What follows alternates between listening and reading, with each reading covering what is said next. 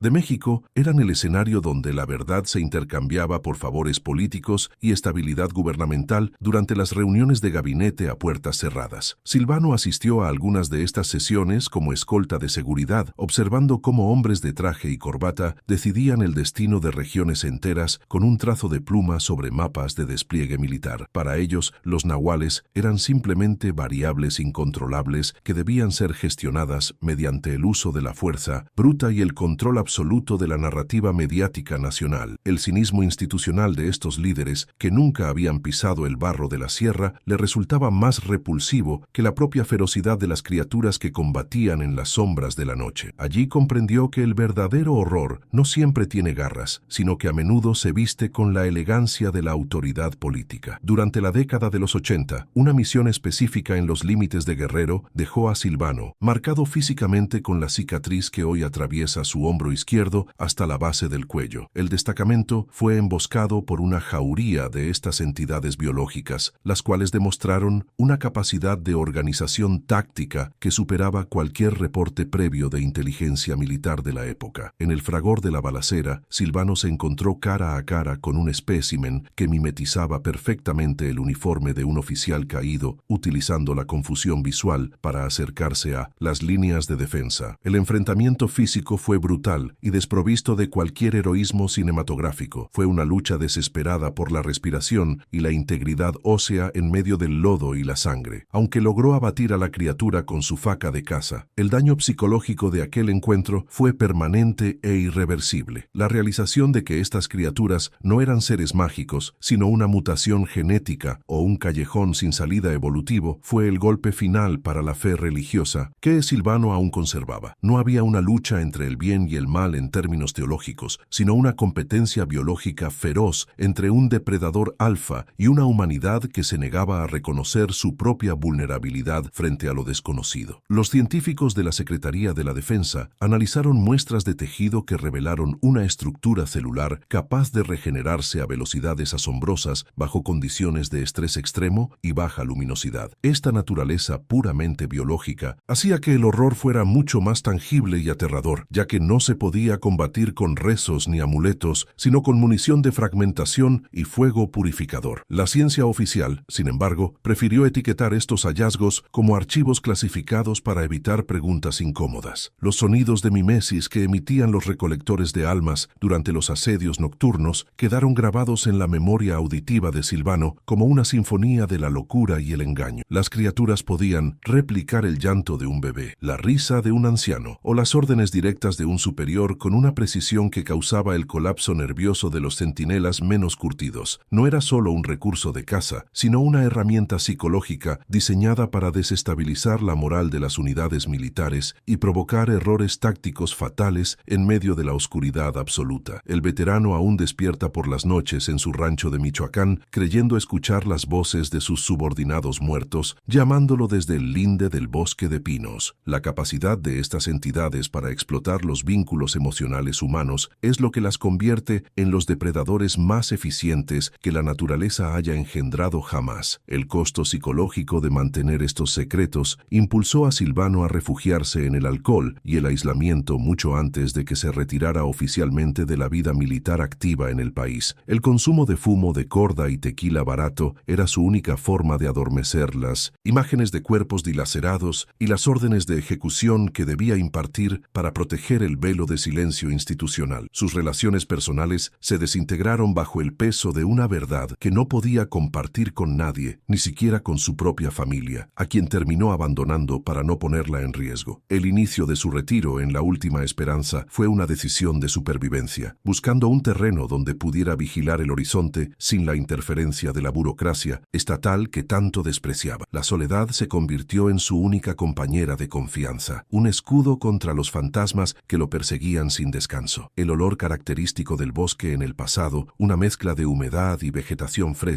siempre terminaba corrompido por el aroma metálico y sulfuroso que precedía la llegada de los nahuales al campo de batalla. Silvano ha desarrollado una sensibilidad olfativa casi animal para detectar estos cambios químicos en el aire, una habilidad que le ha permitido sobrevivir a numerosas emboscadas a lo largo de su turbulenta carrera. Hoy, en la Sierra Michoacana, el aire vuelve a tener esa misma consistencia pesada y el mismo regusto a ozono que sintió en las selvas del sur hace décadas. La consistencia de la amenaza es lo que más le preocupa, ya que sugiere que estas entidades poseen una longevidad y una persistencia que desafían las leyes naturales de la biología terrestre conocida. El pasado no se ha ido, simplemente ha estado esperando el momento adecuado para reclamar su territorio original en la montaña. En una ocasión particularmente oscura, Silvano tuvo que ejecutar la orden de silenciar a un sobreviviente civil que había presenciado la masacre total de su ranchería a manos de una entidad biológica. El hombre, un campesino anciano y aterrorizado, imploraba por ayuda mientras intentaba explicar a los militares lo que había visto en la oscuridad de su corral aquella noche fatídica. La directriz de los mandos superiores fue terminante. No podía haber testigos externos que pudieran dar fe de la existencia de algo que no fuera fauna salvaje común o violencia delictiva ordinaria. Silvano apretó el gatillo con el corazón de piedra, convencido en ese momento de que estaba cumpliendo con su deber patriótico de evitar un pánico nacional incontrolable. Ese acto de ejecución sumaria se convirtió en la carga más pesada de su conciencia, una herida espiritual que nunca ha dejado de supurar amargura y remordimiento profundo. La descripción física del movimiento de estas criaturas es algo que Silvano ha intentado plasmar en sus cuadernos de notas personales, buscando una lógica en su anatomía desproporcionada y grotesca. Al desplazarse, el recolector de almas parece deslizarse sobre el terreno, utilizando sus largos brazos como palancas adicionales que le permiten saltar distancias que ningún atleta humano podría alcanzar razonablemente. Su piel, que asemeja un cuero húmedo y estirado, posee una capacidad camaleónica limitada que le permite fundirse con la textura de la corteza de los árboles o las rocas volcánicas de la sierra. Los ojos de la bestia, carentes de párpados y dotados de una visión térmica avanzada, brillan con una inteligencia fría que no busca el placer, sino la eficiencia pura en el acto de la depredación. Verlos moverse es presenciar una danza de muerte biológica perfectamente coreografiada por siglos de evolución en las sombras más profundas de México. La memoria de la batalla de 1992 en su propia granja regresa ahora con una claridad cinematográfica, marcando el momento en que el horror dejó de ser un asunto militar para volverse personal. Aquella noche, Silvano no luchaba por el gobierno ni por una medalla de honor, sino por el último reducto de dignidad que le quedaba en su vejez aislada y silenciosa. El enfrentamiento contra el nahual, que violó el establo de Azabache, fue una danza desesperada entre la luz mortecina de su linterna y la oscuridad absoluta de la bestia, encalada. Los golpes secos contra la madera y el sonido de los huesos quebrándose bajo el peso del semental azteca forman una banda sonora de pesadilla que aún resuena en sus oídos cansados. Aquella criatura fue enterrada en una fosa sin marca, pero su sangre infectó el suelo, sembrando una maldición que ahora empieza a germinar de nuevo. El recuerdo final de aquel ciclo de horror fue la muerte lenta y dolorosa del semental azabache, cuyo cuerpo no pudo resistir la infección necrótica provocada por el contacto directo con la sangre negra de la entidad. Silvano vio cómo su compañero más leal se consumía en cuestión de días, con los ojos volviéndose opacos y la piel desprendiéndose en jirones que revelaban una musculatura corrompida por una química biológica desconocida. Al enterrar al animal, el hombre sintió que una parte de su propia humanidad quedaba sepultada bajo la tierra fría de Michoacán, dejándolo solo con un secreto monstruoso y un fardo de culpa incalculable. La certeza de que el sacrificio de Azabache solo compró un tiempo prestado lo persigue ahora que las sombras en la sierra han vuelto a alargarse con una intención depredadora evidente. El ciclo de la sangre no se ha cerrado definitivamente. Don Silvano cruza el umbral de su propiedad con con la determinación de un hombre que ha aceptado que su tumba no estará en un camposanto, sino bajo las raíces de los pinos que ahora lo observan. El aire gélido de la Sierra Madre del Sur golpea su rostro, recordándole que su cuerpo de 68 años ya no posee la elasticidad necesaria para las maniobras de combate que su mente todavía proyecta con nitidez táctica. Carga sobre sus hombros una mochila vieja de lona, cuyo peso parece incrementarse con cada paso, conteniendo el equipo de supervivencia